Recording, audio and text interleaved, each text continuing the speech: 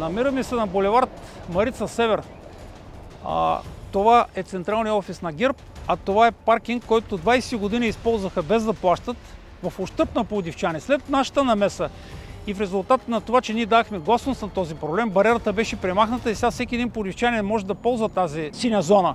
Както знаете, особено голям е проблема с паркирането на автомобилите и за нас не е честно те да го използват без пари, а ние, обикновените пловдивчани, да плащаме, дори и плащайки няма места за нас. Така че това е една от спечелените каузи, с която особено се гордея. Срещу централния офис на ГЕРБ е премахната възможността да могат да използват безплатно над 20 паркоместа. Ако трябва да ги сметнем по 360 лева, прави 7200 на месец. За годината 80, за 20 години това почти е една детска градина. Ако бъда избран за кмет, мои основни приоритети ще бъдат булевард Марица Север. Ще лобирам и ще настоявам, ще дам всичко от себе си да бъде реновиран, както от другия край на Марица. Ремонт на вътрешно-квартални улици, в смисъл тротоарните настилки, изграждане на нови паркоместа, запазване на зелените площи и изграждане на нови такива, където има възможност. Намираме се пред община Марица. За мен властта трябва да дава пример, а не да използват зелената площ да паркират служебните си автомобили. Това е поредната неспечелена кауза. Незаконният паркинг е заличен и както виждате, зелената площ е възстановена, не